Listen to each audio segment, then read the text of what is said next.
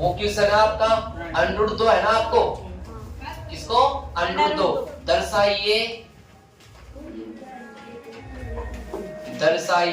कि अंडर 2 एक अपरिमेय संख्या है, अपरिमेय संख्या है। ये हमको प्रूव करना है, ये हमको प्रूव करना है। अब सुनो मेरे बात, ये तो समझ गए होंगे कि सर ये जो जितने भी क्वेश्चन लिखवा रहे हो आप, √2, √3, √5, ये क्या है आपके, क्या है आपके, ये अकेले ही है ना, ये अकेले ही है, अकेले ही है ना सारे। इनको हम एक प्रकार से करेंगे, एक टाइप रहेगा इनको करने के लिए। सबसे पहला काम तो होता है गुरुजी, इनको क्या मानेंगे हम, मान लो माना सॉल्यूशन में माना √2 एक परिमेय संख्या है। मान ली भाई, परिमेय संख्या किस रूप में होती है, कल का याद है ना। तो सर √2 है, इसको क्या लिखेंगे सर हम, आपको पता है सर Q का मान क्या नहीं होना चाहिए, यहाँ पे P और Q क्या है, P व Q, जहां ऐसे देखो, जहां P और Q यस पूर्णांक संख्याएं हैं जिनका एक के अतिरिक्त कोई सह अभाज्य गुणनखंड नहीं है। मतलब ये है कि भैया जो आपकी P और Q है ना, आपकी P और Q, इनके अंदर ओनली 4 किसका भाग जाएगा, एक का। अगर एक के अलावा अदर नंबर्स का भाग जाता है तो क्या हो जाएगा अपना ये रॉन्ग, क्या हो जाएगा रॉन्ग। देखते हैं भैया, रॉन्ग ही तो करना है, क्यों, क्योंकि हमने माना है क्या है इसको, ठीक है। देखो आगे देखो आंसर रॉन्ग आएगा, वो कैसे आएगा देख लो भाई।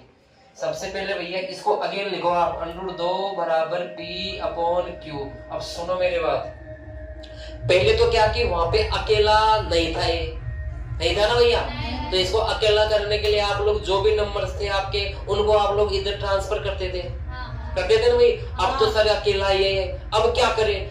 अब सुनो मेरी बात, जब भी किसी भी संख्या के ऊपर 100 हो ना, और वो अकेली हो, तो उस 100 को हटाने के लिए आप क्या करते हो, पता है क्या, किसी को कि किसी भी संख्या के ऊपर 100 है, उसको हटाना है हमको, क्या करोगे आप, स्क्वायर। क्या करते हैं, स्क्वायर। तो यहाँ पे क्या करेंगे हम, दोनों पक्षों का वर्ग करने पर, क्या करने पर, अब सर कहोगे सर यहाँ पे वर्ग क्यों कर रहे हो आप, क्योंकि सर यहाँ पे 102 है ना, इसका स्क्वायर हटाना है हमको, क्या हटाना है, स्क्वायर। तो इसका वर्ग करेंगे हम, 102 का स्क्वायर करेंगे, तो 102 × 102, 2 को 2 से गुणा करेंगे तो 4 किसका होता है, तो यहाँ पे कितना आ जाएगा सर, 2। सर P का भी स्क्वायर करेंगे तो सर Q का स्क्वायर करेंगे तो यहाँ तक क्लियर है बात आपकी, यहाँ तक क्लियर है। अब सुनो मेरी बात, ये जो आपका 2 इधर है ना हिंदुस्तान में, खाए हिंदुस्तान में, इसको आप पाकिस्तान लेके आओ, कहाँ लेके जाओ, पाकिस्तान। सर ये एक्चुअल में जो है ना, ये ऊपर है, खाए ऊपर, जब इधर आएगा तो किसकी जगह आएगा, Q स्क्वायर की जगह। अब Q स्क्वायर को आप इधर लेके जाओ, सर ऐसे क्यों कर रहे हो, अभी आपको पता चलेगा क्यों कर रहा हूं मैं, एक बार करो आप। तो मैंने इस Q स्क्वायर को इधर ले आया सर, इधर अपना P स्क्वायर तो ऐसे कैसे बैठा हुआ है, अब ये 2 है ना, इसकी जगह तो कौन आ गया, Q स्क्वायर, और Q स्क्वायर की जगह कौन आ जाएगा आपका 2। अब क्या हुआ, अब आपको ये दिख रहा होगा कि ये P स्क्वायर में किसका भाग जा रहा है, तो बताओ P में भी किसका भाग जाएगा, अभी मैंने एक आपको पर में बताई थी ना भैया। यहाँ लिखो, यहाँ चूंकि P स्क्वायर किससे भाज्य है, 2 से भाज्य है, मतलब भाग जा रहा है ना भैया, P स्क्वायर के अंदर किसका भाग जा रहा है, आता है P भी 2 से भाज्य होगा, भाज्य भैया बी स्क्वायर के अंदर 2 का भाग जा रहा है ना, तो इसके बिना स्क्वायर करे उस संख्या के अंदर भी उस संख्या का भाग जाएगा। अभी मैंने आपको पर में बताई थी पर में, वो कहती है ये। अब बताओ मुझे, हमने ऊपर क्या लिखा है यहाँ कि भैया पी और क्यू में है ना सिर्फ एक के अलावा किसी भी और संख्या का भाग नहीं जाना चाहिए, मतलब उनका सिर्फ सहभाज्य गुणनखंड कितना होता है 1। लेकिन भैया यहाँ पे पी के अंदर किसका भाग जा रहा है 2 का। गलत हो गया ना ये? हाँ। अरे ये गलत हो गया ना भैया? हाँ। सिर्फ अभी तक कौन गलत हुआ है पी, और पी में किसका भाग जा रहा है 2 का। अब किसको और गलत करना हमको? अभी तक तो क्यू को करेंगे भैया। अब पी गलत हो गया ना आपका? हाँ। पी क्या हो गया गलत। उसको बाहर निकालो। किसको बाहर निकालो आप? पी को। तो गुरुजी पी को बाहर निकालेंगे भैया। देखो तुम्हें इधर लिख रहा हूँ, कोई दिक्कत नहीं है सर। पी को बाहर निकालो, मतलब पी को बाहर निकालने का मतलब पी की जगह कोई अलग संख्या मानो आप। पी की जगह आपको अलग संख्या माननी पड़ेगी। क्यों गुरुजी? क्योंकि पी तो गलत हो गया ना आपका। हाँ। पी क्या हो गया आपका गलत। गलत कैसे हो गया? पी के अंदर किसका भाग जा रहा है 2 का। किसका भाग जा रहा है 2 का।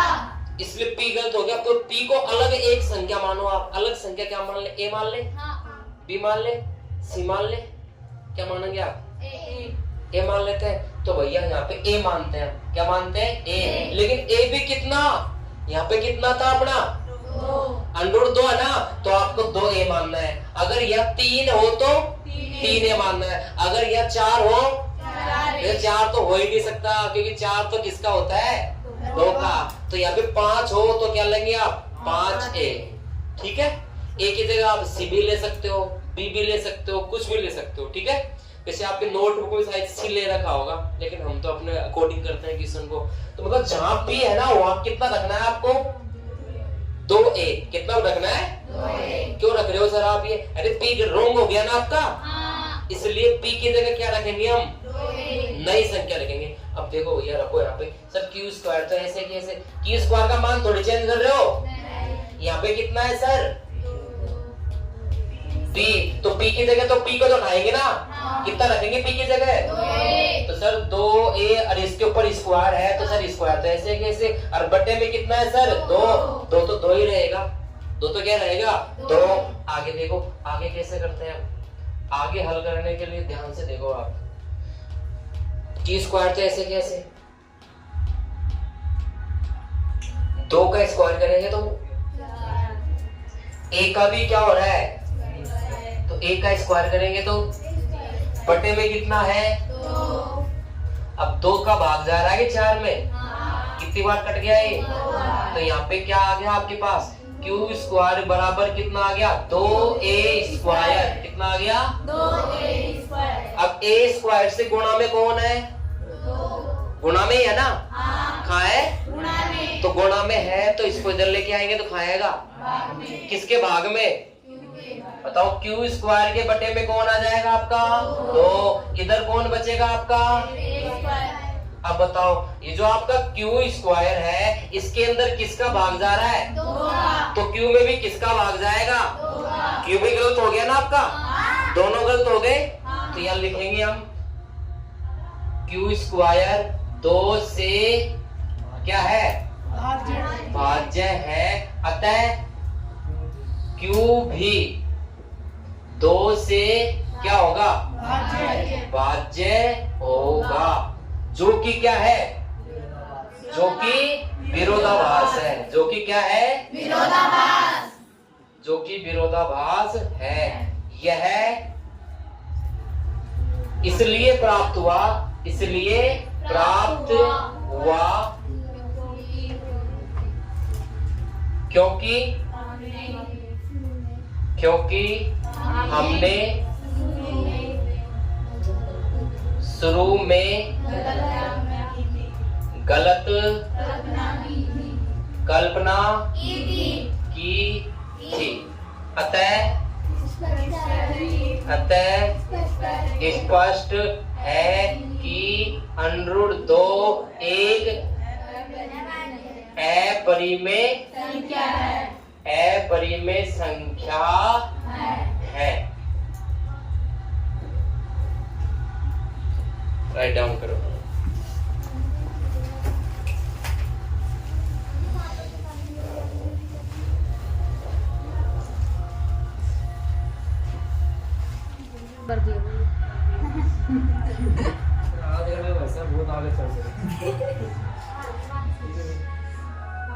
नेक्स्ट जो है किसको लेते हैं अब दर्शाइए कि अंडर 3 एक अपरिमेय संख्या है। सेम होगा, बिल्कुल डिक्टेशन होगा ये। आपको यहाँ पे क्या मानेंगे सबसे पहले इसको? अंडर 3 एक परिमेय संख्या है। बताओ परिमेय संख्या को किस रूप में लिखते हैं? क्यू का मान क्या नहीं होना चाहिए? 0। और जहाँ पी और क्यू क्या है? पूर्णांक संख्या जिनका एक के अतिरिक्त कोई सहभाज्य गुणनखंड नहीं है। ठीक है भैया। अब बताओ भैया गुरु जी, अब हम क्या करें गुरु जी इस रूट को हटाने के लिए? क्या करेंगे? क्या करेंगे? तो यहाँ पे लिखेंगे दोनों पक्षों का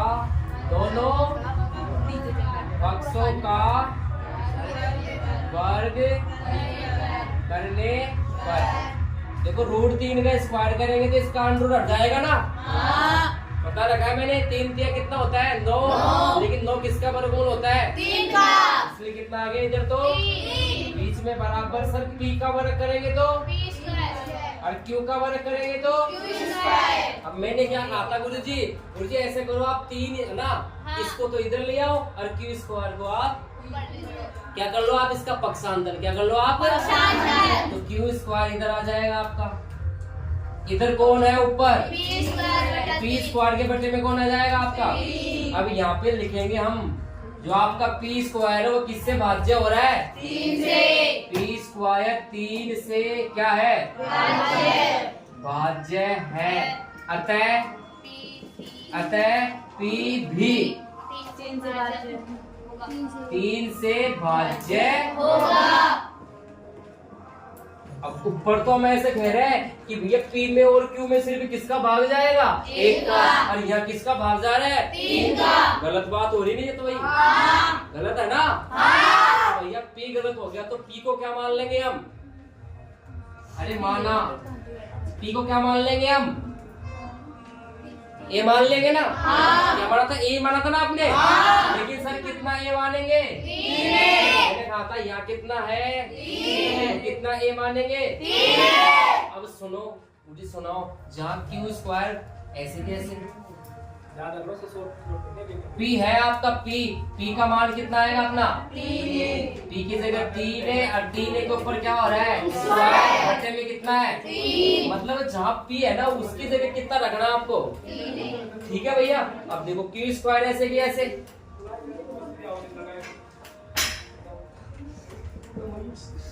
3 का स्क्वायर करेंगे तो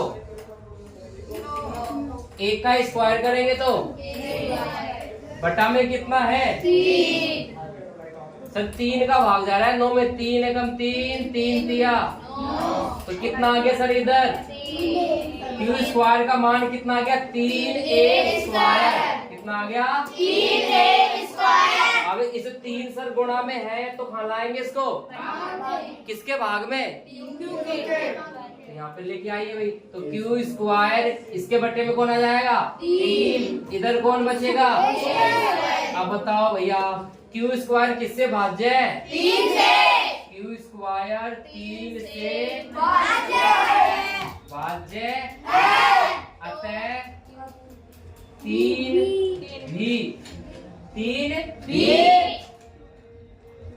नहीं अतः क्यू भी 3 से भाज्य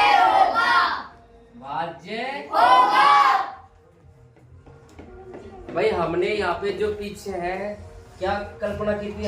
हमने ये माना था कि पी और क्यू पूर्णांक संख्याएं हैं जिनमें सिर्फ 1 का भाग जाता है। यहाँ पी में भी किसका भाग जा रहा है? 3 का। और क्यू में भी किसका भाग जा रहा है? 3 का। जो कि क्या है? यह इसलिए प्राप्त हुआ क्योंकि हमने शुरू में ही गलत कल्पना की थी। अतः स्पष्ट है कि अंडर 2 जो आपकी है वो कैसी संख्या है? ठीक है, यहाँ पे अंडर 3 ठीक है। बताइए ओके सर।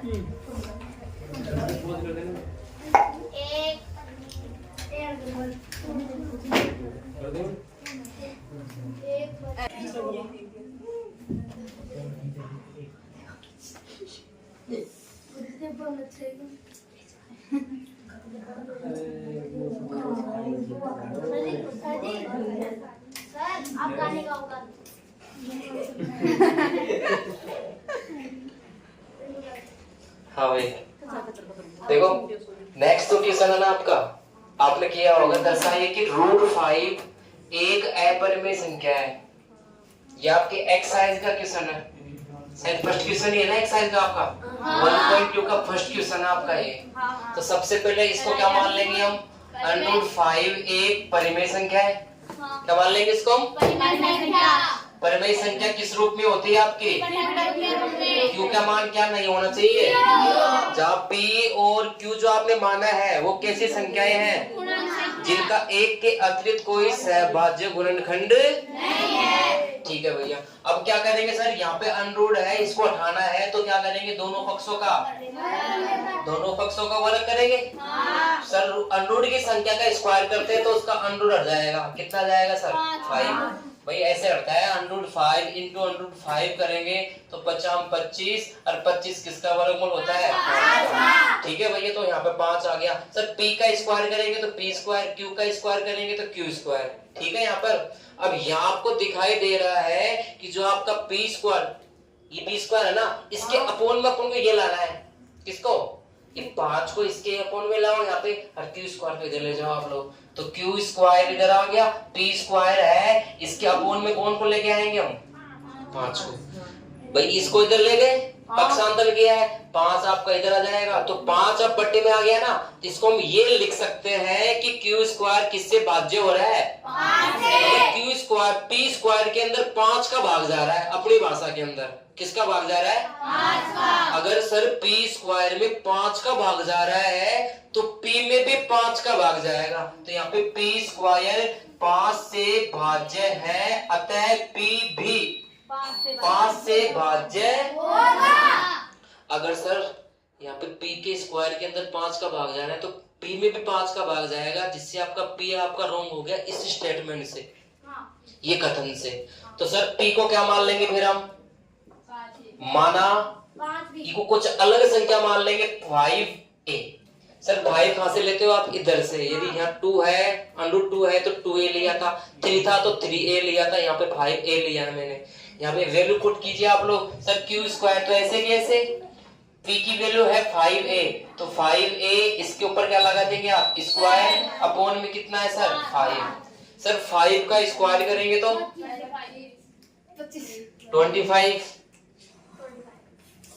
सर a का स्क्वायर करेंगे तो देखो Q स्क्वायर को तो ऐसे कैसे लिख रहा हूं, पहले मैं इधर Q स्क्वायर तो ऐसे कैसे, 5 का स्क्वायर करेंगे तो 25, a का स्क्वायर करेंगे तो a स्क्वायर, अपोन में कितना है सर, सर 5 से कट गया 5 टाइम्स, इधर बचेगा आपका 5a स्क्वायर, कितना बचेगा आपका 5a स्क्वायर।